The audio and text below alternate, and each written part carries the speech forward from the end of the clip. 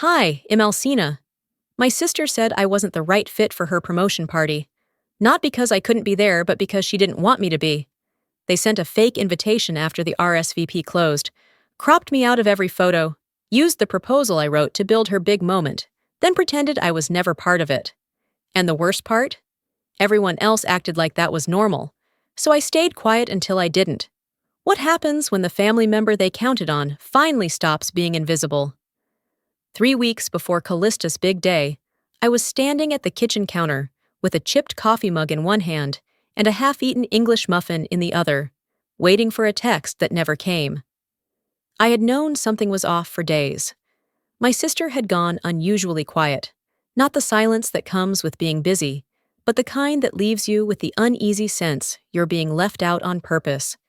She'd posted about the company's quarterly earnings call, tagged her team in a lunch photo, and even shared a motivational quote with one of those soft pink corporate backgrounds. But not a word about the promotion ceremony. No save the date, no family group text, no nothing. Then, on a Monday evening, while I was folding laundry in the living room, my phone lit up with a voicemail. It was Mom. Her voice came through warm, measured, and just polished enough to sound like she was speaking to someone at church. "Hi, honey," she said. "Just checking in. Hope you're doing well. I know Callista's ceremony's coming up, and, well, I figured you'd probably sit this one out. It's mostly work folks, lots of suits and handshakes. You know how those things are." Anyway, just thought I'd mention it. Love you. I stared at the wall for a long time after that. It wasn't that I hadn't been invited. It was that someone had decided I wouldn't belong, and they'd all agreed not to tell me until it was too late to matter.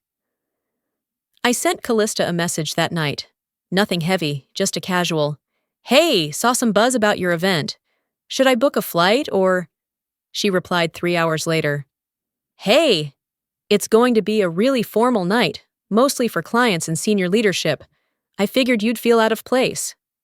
I hope you understand." I read it twice. Then a third time. It wasn't rude. It wasn't warm either. It was sanitized like a PR response you send to someone complaining about their seat on a flight. I didn't respond. I didn't ask her to reconsider. I deleted the thread and stood by the sink for 10 minutes, watching the sun slide off the neighbor's rooftop. 2 days later, I got an email titled, "You're invited," from a no-reply address. I clicked through. It was a digital invite to Callista's ceremony. No greeting, no name. Just an RSVP link that had already expired. I laughed, not because it was funny, but because it was absurd. This was someone trying to leave a paper trail, something to point to later, and say, "Well, technically, we did include her." I closed the browser, tossed my phone on the couch, and stared at the ceiling fan turning slow circles above me. I felt like a background extra in a movie I helped fund. The thing is, I wasn't always invisible to her. I'd been there. Through all of it. I remembered holding her hair back during her first college hangover. I remembered typing up her resume at midnight before a job fair. I remembered picking her up from the ER when she thought her chest pain was a heart attack, but turned out to be anxiety. I remembered showing up. She didn't forget me.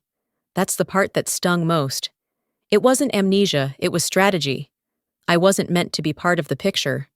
I was the one who held the light while she stood in it. Later that week, I pulled out a shoebox of old photos from the closet. Most were blurry snapshots from summers we spent at the lake, or grainy selfies taken before selfies were a thing. There was one of us at Dad's funeral, Callista, in a blue dress, me in borrowed black heels that hurt like hell. My arm was around her shoulder. She looked like she was trying not to cry. I looked like I'd been crying for years. I slipped the photo back into the box and slid it under the bed. I didn't need her permission to attend, but suddenly, I had no desire to be seen by people who'd already erased me. The invitation sat unopened in my spam folder for 2 more days before I deleted it. Not because I was angry, not even because it hurt. I deleted it because looking at it made me feel ridiculous, like I'd been lured into a bad joke and only just realized I was the punchline. I hadn't told anyone at first, not Julia, not my neighbor, not even the cashier I usually overshared with at the grocery store. But silence eventually curdles into weight, and by the end of the week, I found myself sitting across from Julia at her kitchen table, nursing a lukewarm cup of chamomile. She was scrolling through her phone when I said it. "Callista doesn't want me at her promotion." She looked up slowly. "Did she say that?" "She said it's a very formal night, and it'd feel out of place." Julia didn't blink. "Wow, that's rich." I tried to laugh, but it caught somewhere in my throat. "She doesn't mean anything by it," I said, already hearing my mother's voice in my head, trying to soften the edges of something sharp. "It's just, she wants everything to go smoothly." Julia stared at me for a long second. "You know you don't have to be okay with that, right?" I nodded, but I didn't believe it. Not yet. The next morning, while I was sorting laundry, I got another voicemail from Mom. Same syrupy tone, same practiced warmth. "Hi, honey. Just wanted to remind you not to overthink things. Callista's under a lot of pressure. It's not about you, sweetie. She just wants the night to go well, no drama. We didn't want you to feel out of place." Out of place. That phrase clung to my chest all day like a damp towel. I thought about the last time I felt truly in place with my family, and I couldn't recall it. Somewhere between graduation and grief, I had slipped out of frame. At first, I tried to make sense of it. Maybe Callista was right. Maybe I did feel like the cracked tile in her polished floor. She was always put together, spotless, like her life had been arranged by a stylist.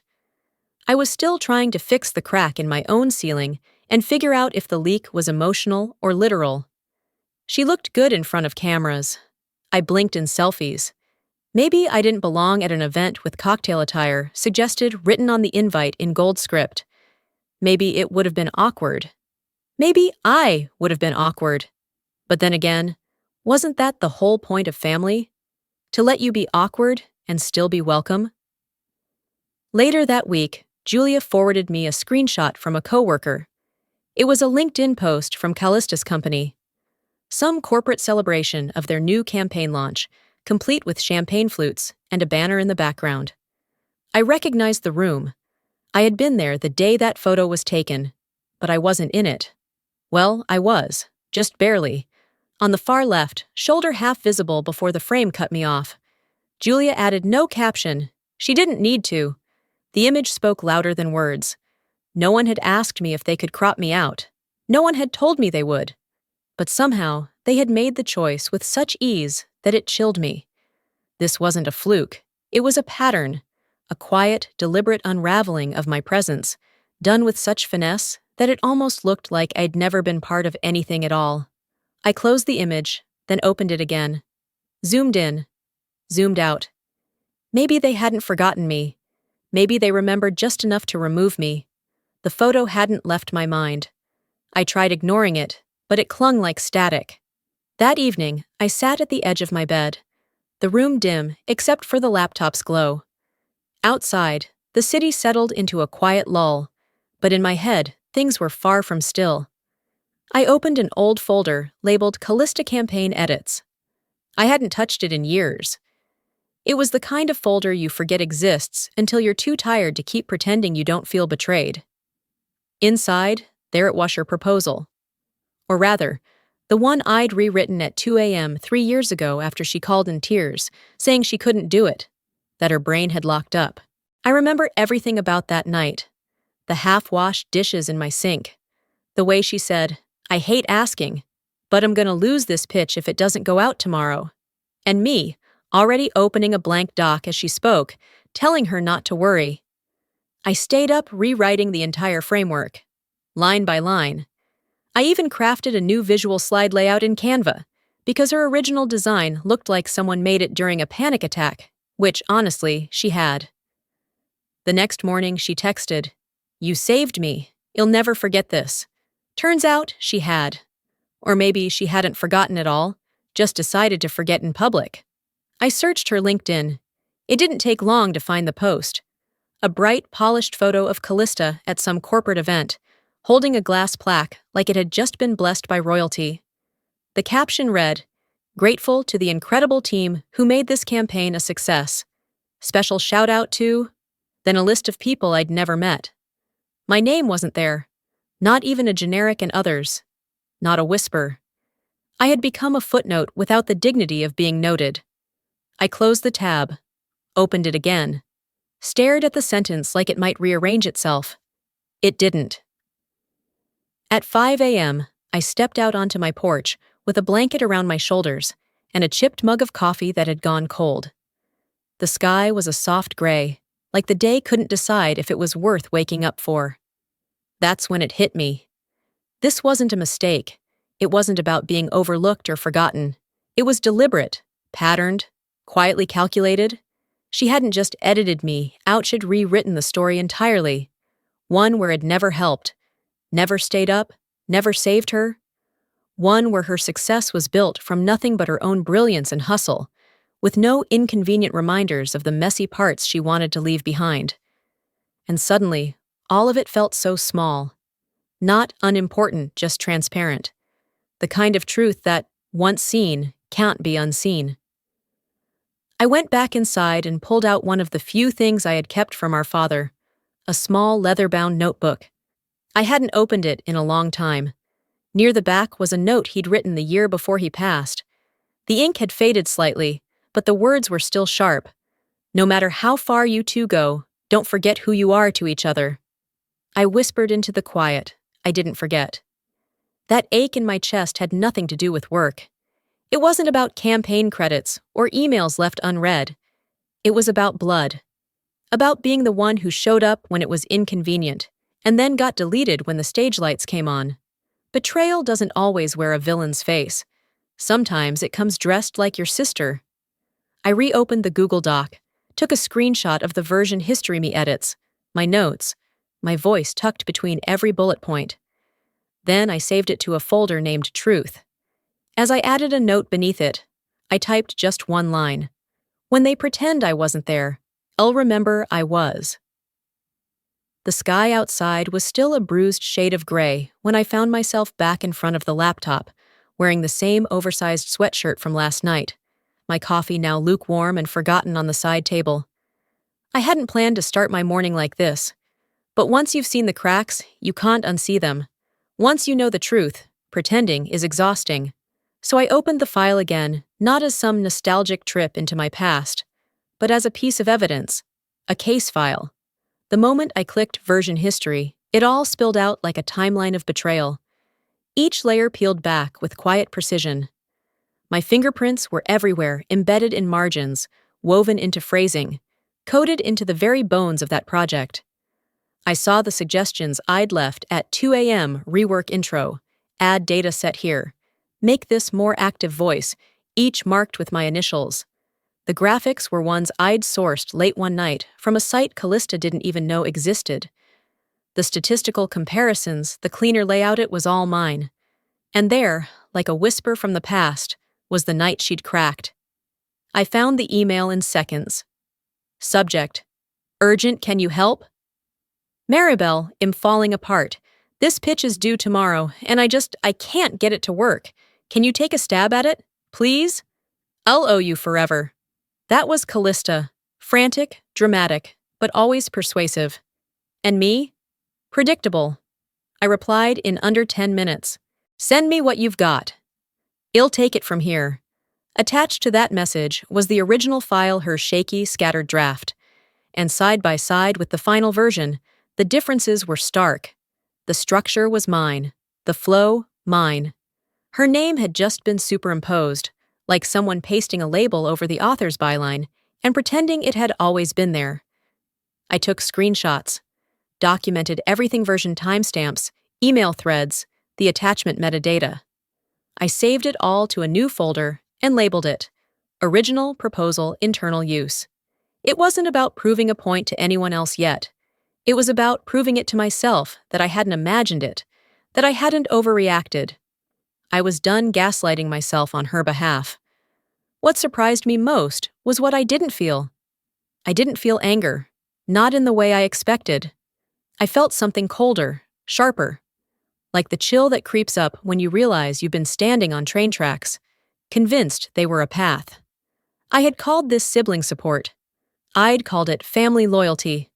But it wasn't. It was exploitation in heels. This wasn't just one stolen pitch deck. This was a pattern, a system, a carefully orchestrated professional erasure. No screaming matches, no dramatic scenes, just quiet, methodical deletion. Like it'd never been there.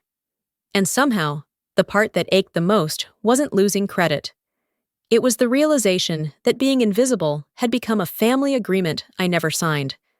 That my work, my ideas, my nights of staying up and researching and editing had all been reframed as charity. Disposable charity. I heard Mom's voice echo again, disapproving, dismissive. Don't make this bigger than it needs to be. But it was big. It had been big. I had just been too conditioned, too trained to minimize my own pain, to see it clearly. Back at the screen, I opened a new draft email and typed in the name of the one person who might actually care about integrity. Reuben Langston, Callista's boss.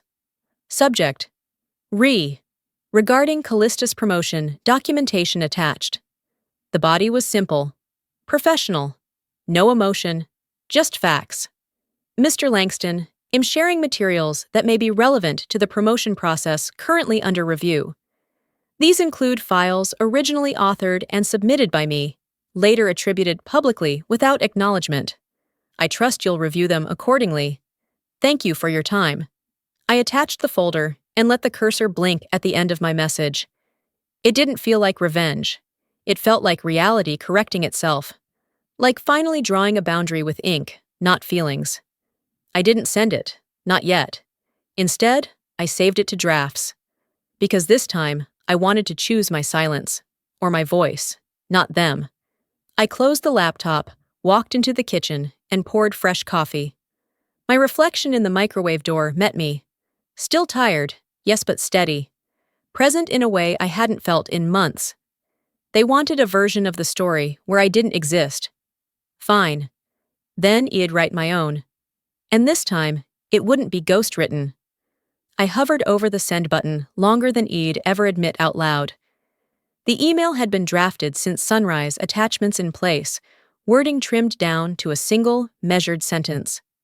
No emotion, no embellishments, just facts, lined up like chess pieces, ready to move.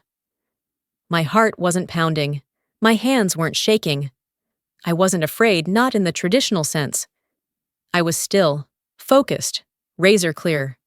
And then, I clicked send. The soft whoosh from my laptop was almost comical in its politeness. After all the buildup, all the breath I'd held inside my chest for months, it felt small. But somewhere deep in my ribs, I knew it had begun. A ripple cast into still water, and ripples don't stay, ripples for long. The email wasn't dramatic. It didn't need to be. Attached were the proposal drafts marked up, time-stamped, revision history intact. The late-night email chain, the brainstorming notes, the file names she'd renamed before forwarding them on. Everything that proved what Callista had tried so hard to bury. Beneath it all, I wrote a single line. I thought you'd want to see these before announcing her promotion. Thank you for your time. No accusations, no instructions, just truth, zipped and delivered. Reuben responded a few hours later. Thank you, Alcina. We'll review this internally. That was it. No questions. No meeting invite. Just corporate silence, precise and restrained. But the air in my apartment had changed. It was thicker, tense, like the moments before a thunderstorm breaks. You can feel it in your skin when something's about to shift. By 4 p.m., I was pacing. Not because I regretted it. I didn't. But because when you finally stop swallowing your own voice, the sound of it can shake you. After years of folding myself smaller, it felt strange to take up space like this, to say enough and actually mean it.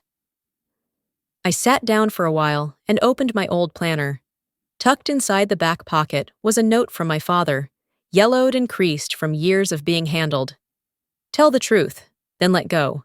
He made it sound so simple, but I was learning that letting go isn't a one-time decision. It's a habit, a practice. A kind of muscle you develop after years of holding your breath, and hoping people won't notice how much they've hurt you. The next morning, I was in the Harris Teeter parking lot, loading bags into the back of my car.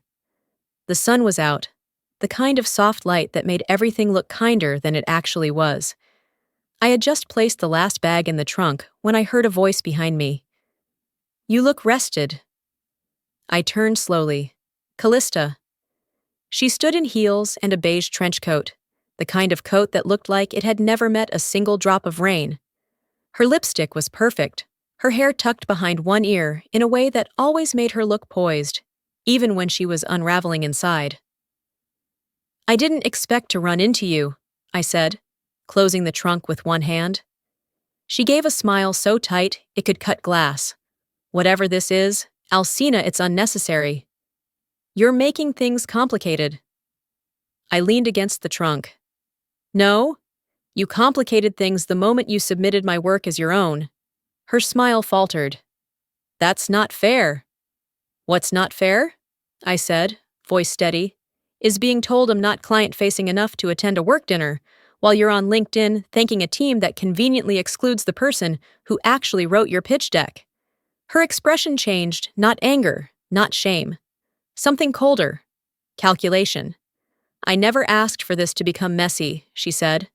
"We are past it," I replied, "which is why I'm not asking for anything, not credit, not apology, just space. Unless, of course, you're ready to make room for the truth." Silence stretched between us. She didn't speak, and she didn't need to.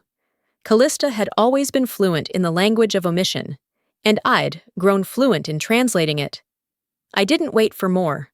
I walked to the driver's side door, opened it, and got in.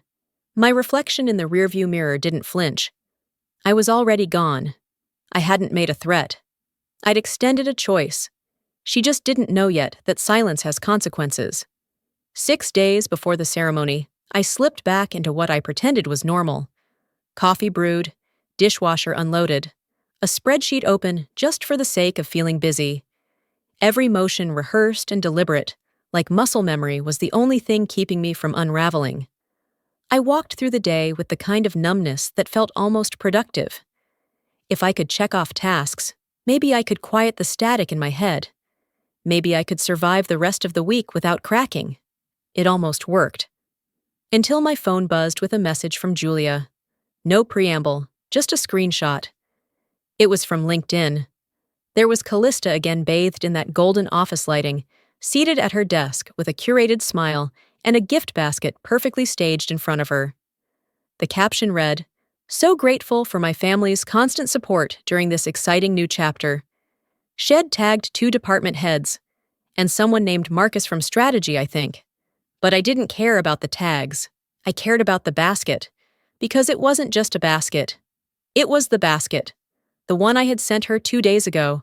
The ceramic mug set she used every flu season. The exact tea brands she once joked tasted like regret, but still drank when she wanted to look like she cared about her health. I had chosen every item with intention. I had tied the ribbon myself. I had written a card by hand, "Congratulations. Even when you pretend I don't exist, I still remember what you love." But the card in the photo wasn't mine. In its place was a clean, cream-colored note card. Printed, not handwritten, and signed, neatly, "Love from Mom and Dad." I stared at the screen for a long time, trying to find some explanation that wouldn't feel like betrayal. But there wasn't one. The angle of the photo even mirrored mine right down to the tissue folds and the bow placement. She didn't just erase me. She recycled me, repackaged what I gave, and handed it off like it had never belonged to me in the first place. I didn't respond to Julia, didn't comment, didn't text. I just saved the screenshot and dropped it into my encrypted folder labeled Truth. This one, I titled Final Proof. By evening, I was curled up on the couch with a book I wasn't reading when another message lit up my screen. It was from Tamsin, Callista's friend, work friend, the one who always posted reaction GIFs in their group chat and once told me to lighten up because Callista's job is so stressful. The message looked like it was sent to the wrong thread. "She's unstable. If she shows up, security will know." A second message followed, almost immediately. "She's harmless. just wants attention. People like her always fade out. No name, no context. But I didn't need either.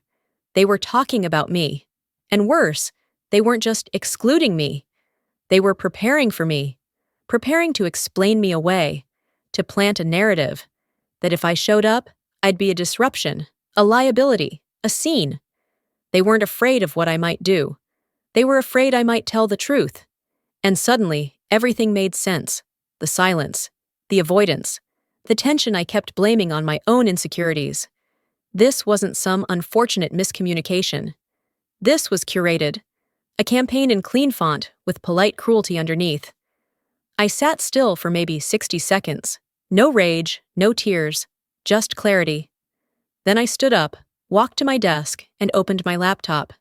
Every email, every time-stamped document, every proposal draft, original file, and collaborative revision with my name clearly tracked, I organized them into a new folder. This time, I backed it up in 3 places: private drive, cloud archive, and a locked USB. I wasn't doing it to be dramatic. I was protecting myself from being rewritten. Then I opened a new email. No stalling, no drafts. "Mr. Langston," I began. "I'm following up on the materials I previously shared. At this point, this isn't about accolades. It's about accuracy and about integrity. I don't intend to be antagonistic. I simply believe the truth deserves a seat at the table." I attached the files, every last piece of evidence. But before I hit send, I paused and added one more line. "If the ceremony proceeds as currently planned, I will not remain silent." I sent the email. Then I closed the browser, shut the laptop, set my phone down screen first. I sat in the quiet for a moment, letting everything settle. Then I whispered it to the empty room. "Let's see who really fades out." The parking lot was already half full when I pulled in. I parked near the side entrance. Not because I was trying to sneak in. I didn't plan to walk through the front either. I just needed to see it unfold. The event hall sat at the edge of town, all glass and uplighting, like it had been designed to reflect importance. I stayed outside, leaning against my car, watching guests walk in. Heels clicked, ties were adjusted, and greetings were exchanged like business cards. I wasn't on the guest list, but I didn't need a seat to be present. I had already done the work, the real kind. My phone buzzed. A quick message from Ruben's office. Acknowledged receipt. Materials noted. Short. Cold. But something in the way it was phrased told me everything was already in motion. I waited until the main crowd had gone inside, then walked quietly along the side of the building and stood behind a row of trimmed hedges near the service entrance. There was a clear view through the floor-to-ceiling windows into the ballroom. The podium stood beneath soft amber lighting, the kind they use when the real power speaks. The music dimmed. Ruben stepped onto the stage. The room stilled. He smiled politely, cleared his throat, and began. Tonight was meant to celebrate exceptional leadership, integrity, vision, and accountability. However, due to a procedural review triggered by recent internal documentation, we are placing the final decision regarding this promotion on hold pending further evaluation. The silence that followed could have cracked glass. I watched Callista, standing near the front with that frozen pageant smile that didn't quite reach her eyes. She turned slowly and scanned the room. Her gaze landed on me through the window. I didn't flinch. I didn't wave. I just looked back. No malice, no apology. That moment, their eyes locked on mine, her mouth slightly open, like she wanted to say something but wasn't about triumph. It was about truth being seen for the first time, even if it made everyone uncomfortable. 10 minutes later, I stepped inside the building through the side lobby and slipped quietly into the hallway. I wasn't hiding. I just didn't need the stage. Vera found me before I reached the elevator. "What did you do?" she hissed. I met her stare. "I sent the truth." "She's in pieces," she snapped. "She's humiliated. You couldn't let her have her moment?"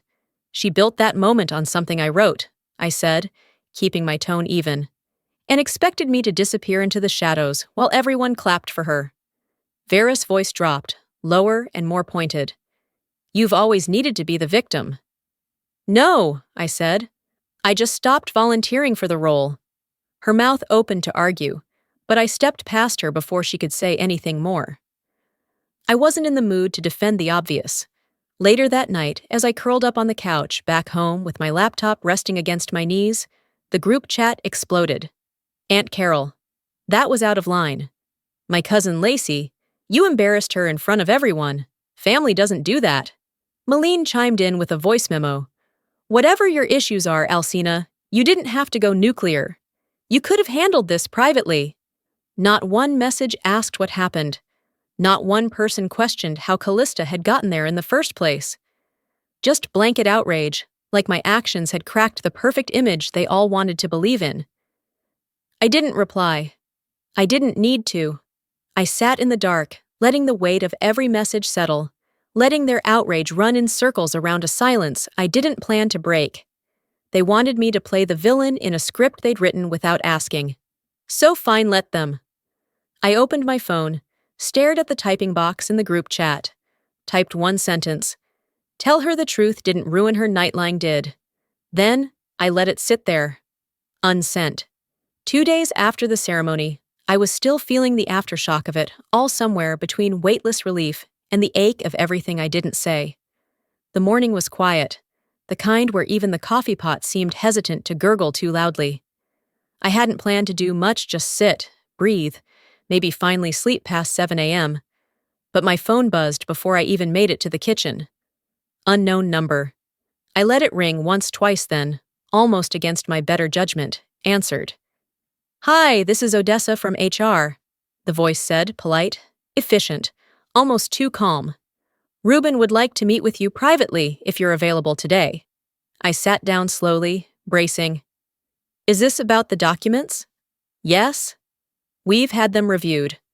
One of our senior data managers flagged some inconsistencies. She confirmed they predate the final proposal submission. They had looked into it. They had believed it. I can be there in an hour. Walking back into the building didn't feel the same. I wasn't coming in with my hands full of evidence or hope. I wasn't fighting anymore. I was witnessing. They brought me into a smaller conference room, less formal, more deliberate. Ruben was already seated. Odessa stood near the window, her arms folded. And then I noticed the third woman. Older, quiet, with a navy cardigan and a security badge clipped neatly to the front. I recognized her barely. Dolores. It passed her maybe once or twice in the halls, the kind of person most people overlooked. The kind of person who remembers everything. She gave me a gentle nod. Then, in a clear, steady voice, she said, I reviewed the original document archive, including server history and embedded metadata. The earliest drafts along with all major edit trails are attributed to Ms. Alcina. The timestamps align. The architecture is consistent. This wasn't a late-stage revision. It's her work. Silence settled for a moment, thick and quiet like a fog. Ruben looked over at me, thoughtful. We're placing the promotion under indefinite review. There won't be a formal announcement. I didn't ask for more. I didn't need a press release or a dramatic firing. Sometimes the real win is silence, the absence of erasure. That night, I got home to a message from Callista. A long one. Paragraphs. The kind that read more like a TED Talk than a text message. Every word carefully arranged for maximum optics. I didn't think it would spiral like this. You know how much pressure I was under. Let's not make it worse. There it was. Not even a shadow of an apology. Just fear masquerading as concern. I stared at the screen, then typed slowly. You rewrote the story. I just made sure I wasn't erased. Then I powered off my phone and tossed it onto the couch like it weighed 1,000 pounds. The next morning, I booked a train to Asheville. I didn't have an itinerary, just a vague memory that it was quiet, green, and nothing like the city. I packed a small bag and, for the first time in months, I brought my laptop not to finish someone else's vision, but maybe, finally, to start my own. No posts, no texts, no itinerary. I just left. When the train pulled out of the station, I didn't feel empty. I felt spacious, Like all that silence I had been running from wasn't abandonment, it was room. Room to build something else. Room to breathe. Outside the window, the world softened into motion. Trees blurred by like brushstrokes, and somewhere between two small towns, the sun caught the edge of my notebook. I opened it and scribbled the first line of something new. I didn't know what it was. I didn't need to. It felt mine. Somewhere past the halfway point, my phone buzzed. An email from the internal board. The subject line read, "Revisiting your application, let's talk." I didn't open it, didn't need to. I turned the phone over, screen face down, and smiled. A week after the ceremony, I found myself in a small wooden cabin just outside Asheville. The kind of place where the air feels like it's been scrubbed clean, where even the silence seems to breathe. Early spring was slowly crawling over the mountains, tiny buds on trees, soft green creeping into view. It didn't feel like a getaway. It felt like a re-entry, a reset, a quiet reclaiming of space I didn't know had given away. There was no schedule here, no performance. I wasn't someone's sister, or problem, or burden. I was just me. I hiked in the morning's boots, crunching soft earth, moss trailing alongside each path, and I wrote in the afternoons. Not for an audience, not for a paycheck, and certainly not for Callista. I wrote like I used to, when I believed the page could hold truth better than a conversation ever could. And for the first time in a long while, the silence around me wasn't sharp. It didn't echo like punishment. It blanketed me, heavy but comforting. It said, "You're safe now." Then, one morning, I opened my email and saw a message from a woman named Marjorie. I didn't recognize her name. No subject line, no company signature. Just one sentence that hit me so hard, I had to sit down. "I was you once." I didn't speak. I paid for it in silence. "Thank you for saying what I never could." That was it. No dramatic monologue, no validation-seeking praise. Just honesty, raw, gentle, necessary. Her words made my throat tighten. I read them over and over, letting them fill the quiet cabin like a voice from a room I never knew I needed. I hadn't done any of this to make a point. I hadn't spoken out for anyone but myself. But knowing it mattered to someone else, someone who saw themselves in my story, that changed something deep. That was when I realized this wasn't just about a ruined ceremony or a stolen spotlight. It was about refusing to vanish, about saying, "I was here," loud enough that silence didn't get the final word. Meanwhile, the family group chat had died off completely. No follow-ups, no performative apologies. Vera had gone silent. Aunt Carol hadn't even sent one of her passive-aggressive, thinking of you memes. It was radio silence, but oddly enough, that silence didn't feel cruel anymore. It felt clean, like the aftermath of a storm that didn't touch me. I wasn't waiting for an apology. I didn't want one. I didn't need some public reckoning or carefully rehearsed regret. What I wanted, what I had, was clarity. The truth had been spoken, and that was enough. A former colleague quietly passed along some news. Callista hadn't been let go, but her promotion had been put on indefinite hold. No announcement, no public fallout. Just a long, deliberate pause. And sometimes, a pause says everything. Later that same day, I received another email, this one from a nonprofit ID, forgotten I applied to, months before any of this happened. Before I stopped believing I had to be invited into someone else's room to matter. They wanted me as a creative advisor. "Your voice is grounded," they wrote. "No fuss, no ego, just resonance." I smiled. It wasn't grand. There was no viral clip or dramatic standing ovation. Just a small door, opening. That evening, I wandered down to the lake behind the cabin. The sun was folding into the treetops, gold light dancing across still water. I stood there, quiet, present. I whispered not to anyone, not even to myself, just to the open air. I was never asking to be invited. I was asking not to be erased. And now, with no one watching, I was writing the rest of the story. On my own terms. Sometimes, The deepest kind of healing doesn't come from finally hearing, "I'm sorry." It comes from no longer needing those words to move forward. I spent years making myself smaller, thinking that keeping the peace meant biting my tongue and shrinking my needs. But peace built on silence isn't peace, it's erasure. And when you disappear enough times, you start to believe you were never meant to take up space. But I know better now. I choose to be whole, even if it makes others uncomfortable. I choose to speak, even if my voice shakes, because I've learned that love without respect is just control in disguise. What about you? Have you ever felt like a guest in your own life? Have you ever been made to feel invisible in the spaces where you were supposed to be seen? If this story stirred something in you, drop a 1 in the comments or let me know where you're watching from. And if it didn't resonate, that's okay too. Share your thoughts. I'm here to listen. If you want more stories that speak to the quiet, hidden parts of us we rarely name out loud, hit that subscribe button. This space is for you. Your voice matters. You matter.